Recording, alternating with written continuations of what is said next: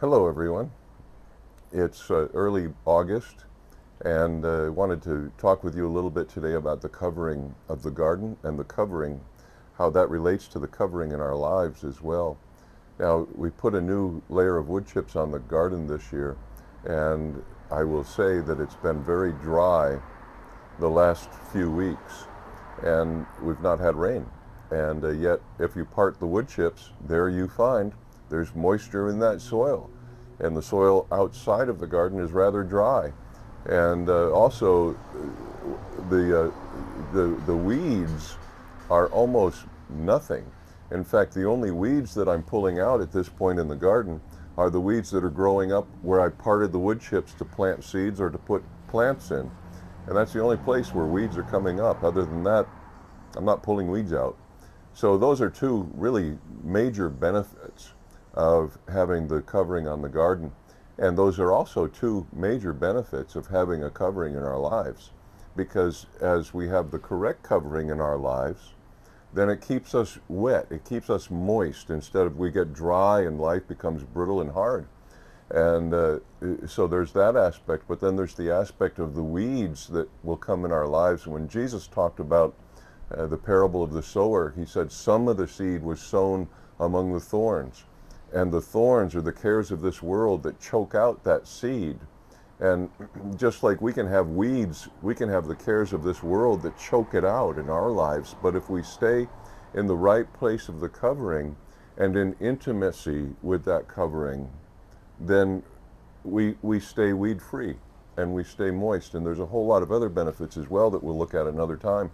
But I wanted to take a look at how we got to this position of maybe no covering or having a wrong covering. And it all started in the garden, Genesis chapter 3. And I'm going to start reading at verse 1.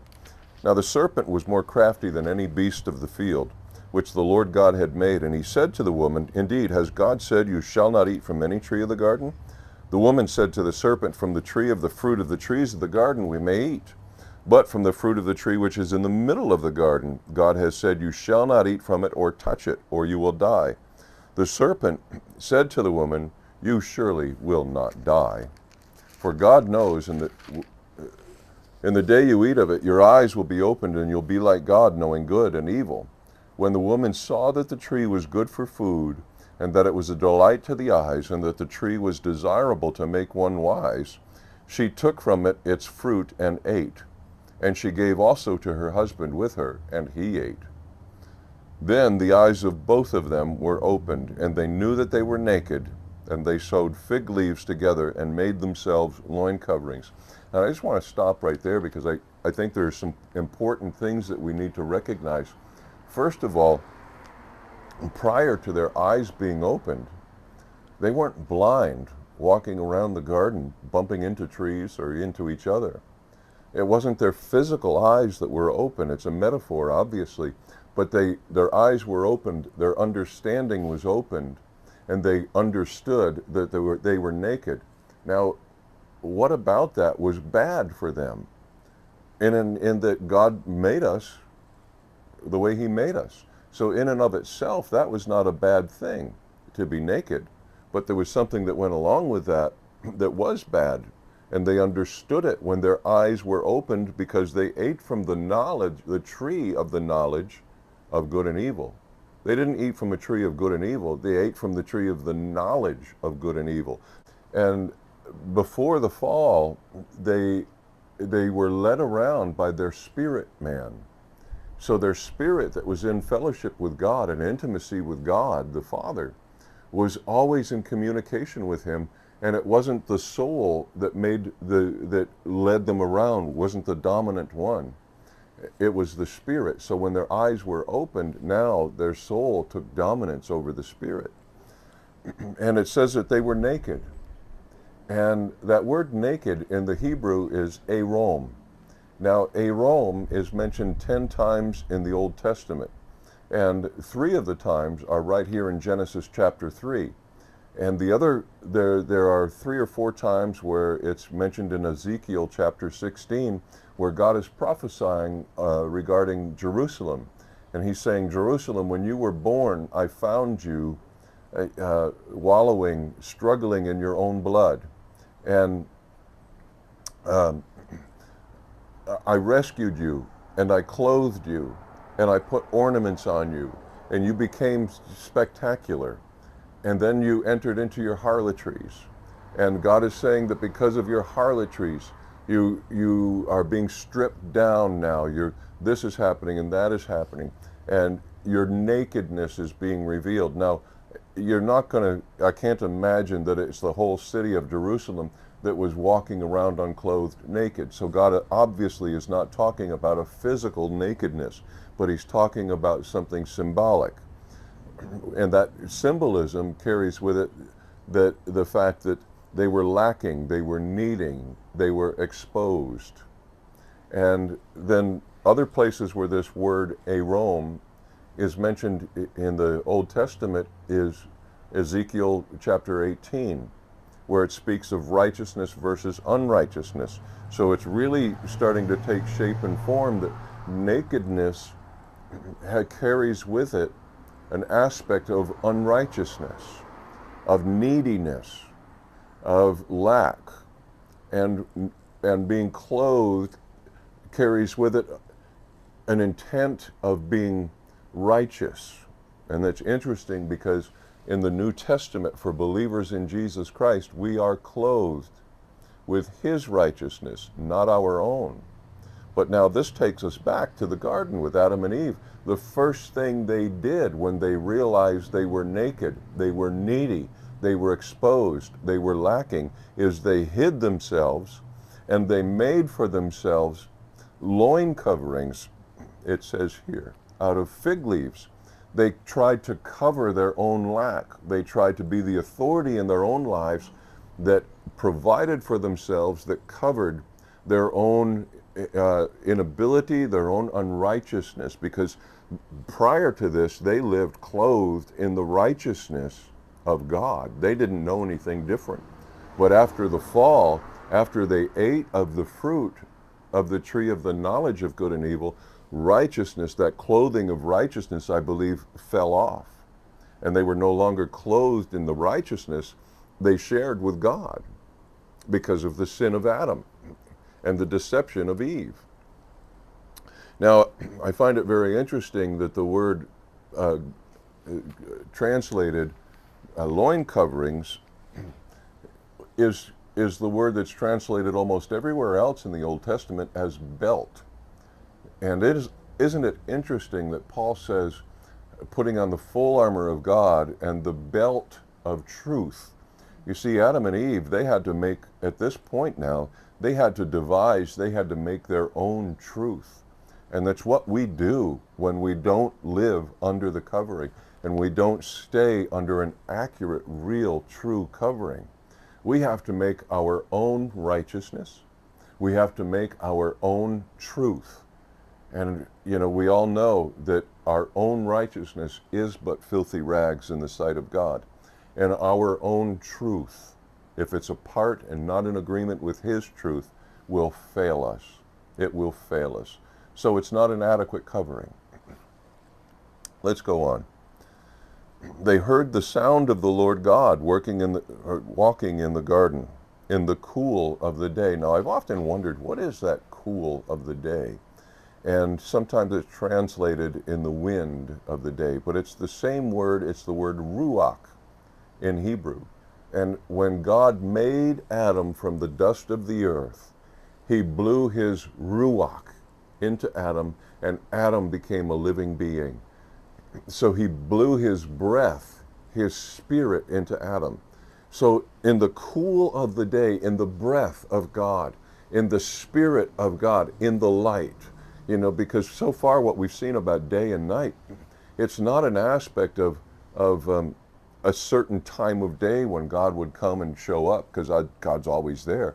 But in the breath, in the spirit of the light versus the darkness, in the spirit of the light, which Adam and Eve were very accustomed to. They lived in it. They heard the voice or the sound of the Lord God walking. And the man and his wife hid themselves from the presence.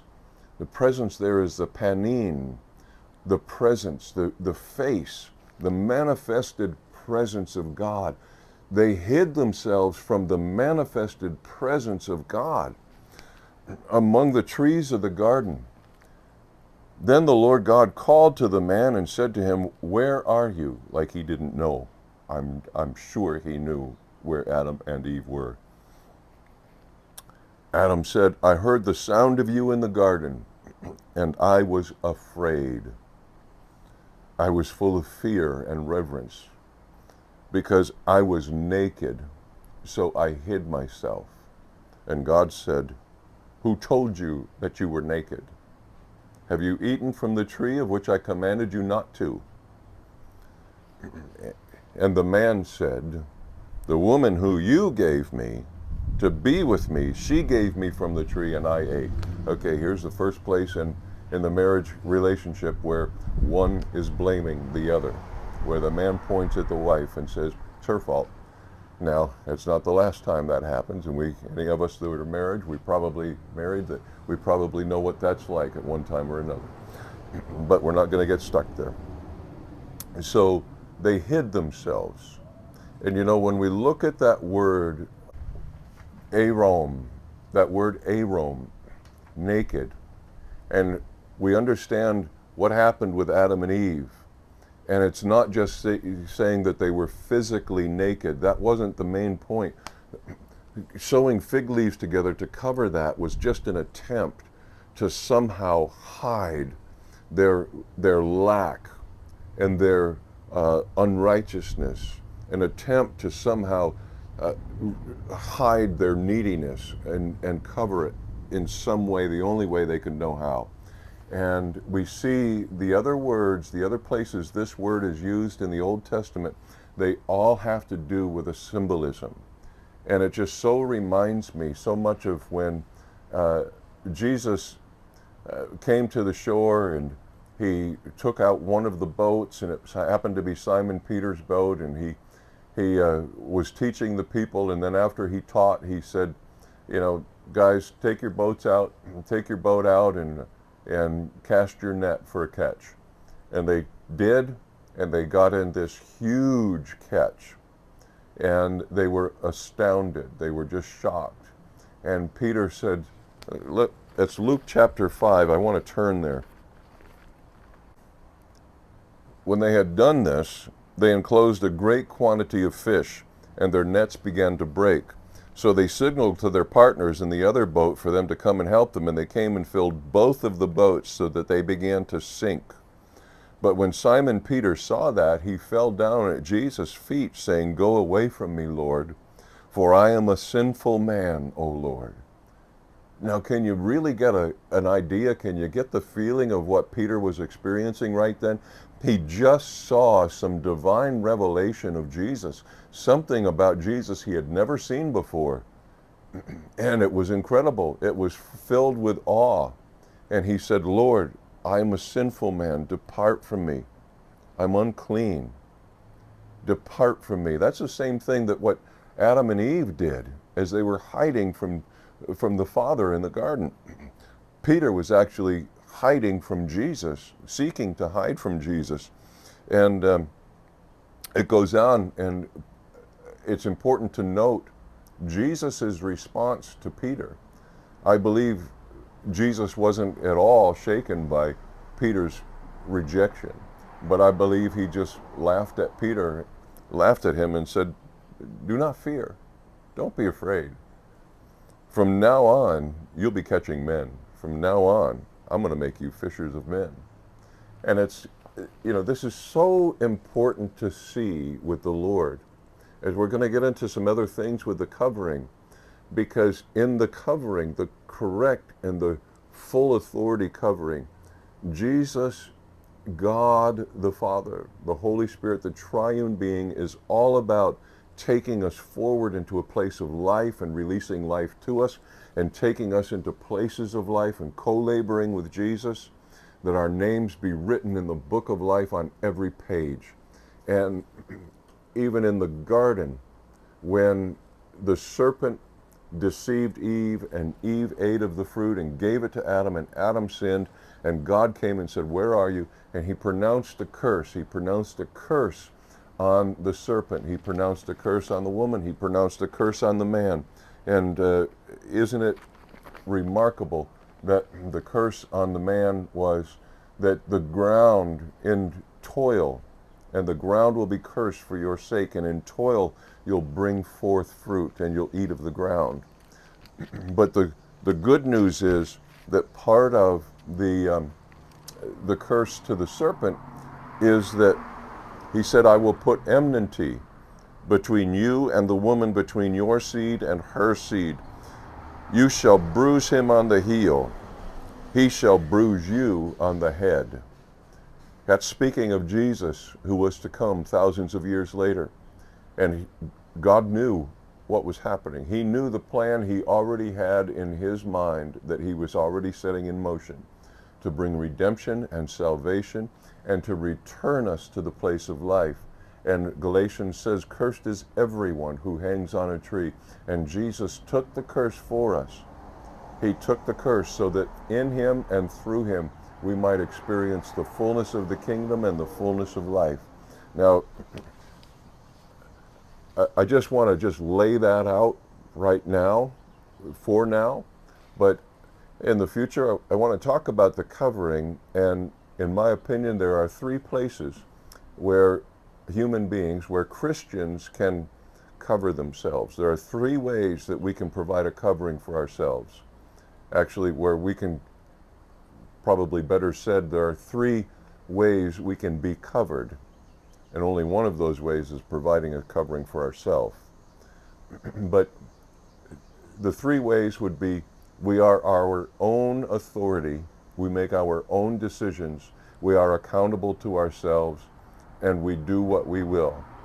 That is where we are covered by ourselves. And so we're left to our own strength, we're left to our own resources and our own abilities. The other place is where we're covered by the structure of a religious authority, a religious structure. And the third place is the place where we are truly covered by the Lord himself. Now, some of that may be controversial, but we're going to take a look at that. We're going to look at these things because we want to find the truth, and we want to find the benefit and the power that comes from the authority of a true covering. So keep watching. Check out the videos that come out in the future, please. And if you were blessed by this, hit that like button, and we'll see you next time. Thank you. Summit. Also, to let you know, the Back to Eden filmmakers are presenting a summit in August 21st, and you can register for the summit online on the backtoedenfilm.com website.